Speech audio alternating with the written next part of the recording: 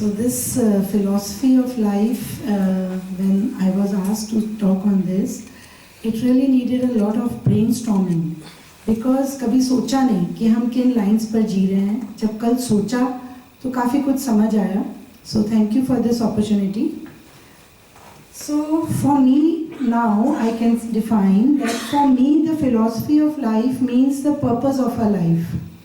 Then its beliefs and its values and actual purpose होता है how to be happy. और ये मेरे साथ ये हुआ है कि when I looked back, मैं पहले क्या सोचती थी, फिर क्या सोचती थी, फिर अब क्या सोचती हूँ, तो समझ आया कि यार मेरी तो फिलॉसफी हर टाइम पे बदलती रही.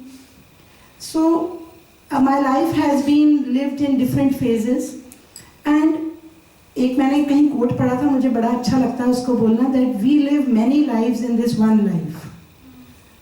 तो कल मैंने इसको सोचा and actually I realized that, और एक और पढ़ा था कोट कि our dreams and our values or whatever values we live, they have an expiry date. तो ये भी कल मुझे समझ आया. So इसी लाइंस पर मेरी फिलॉसफी मैं आप लोगों को बताना चाहूँगी कि जब छोटी बच्ची थी, स्कूल में पढ़ती थी, तो सिर्फ एक ही फिलॉसफी थी कि कैसे भी अच्छे नंबर आ जाएं, पास हो जाऊं, सबसे शाबाशी ले लूं. That was only the source of my happiness.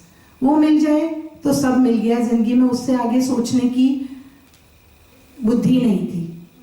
उसके बाद में जब टीन्स एज में आए तो लगता था यार पढ़ाई वढ़ाई कुछ काम की नहीं आती है, अच्छा दिखना चाहिए, you should look good, beautiful, और बस जो ब्यूटिफुल है दुनिया में वही सबसे खुश है, और बस उसी की उसमें लगे रहते थे कि कैसे करके हम ब्यूटीफुल दिखें, और कोई वैल्यू कोई फिलॉसफी नहीं थी लाइफ में.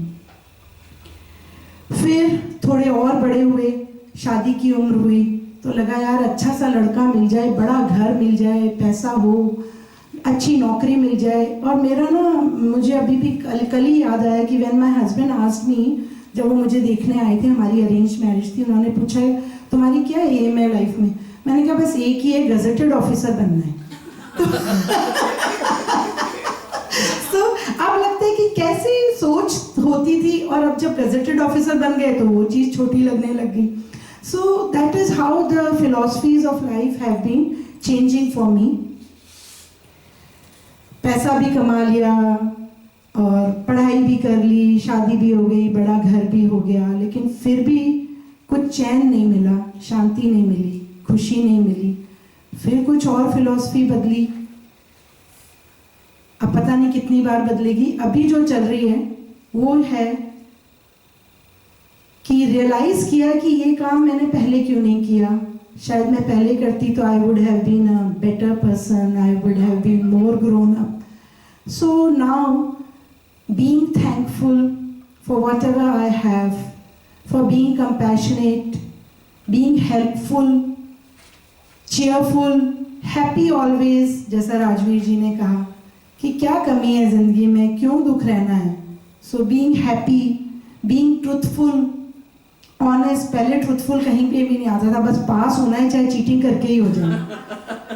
Truthful, being pure, tolerant, patient, acceptance, whatever is there in our life, to be accept, सबको accept करना, and detachment. डिटैचमेंट जो कुछ भी है वो है, लेकिन डिटैच्ड रहना. पहले जब गीता की एक लाइन हमारे घर में बड़ा पापा सुनाया करते थे, तब समझ नहीं आती थी कि मेहनत करो लेकिन फल की इच्छा मत करो. आई यूज्ड टू से क्या है इसका मतलब, मेहनत करें फिर फल भी ना मांगे भगवान से, लेकिन अब उसका मतलब थोड़ा थोड़ा समझ में आया है.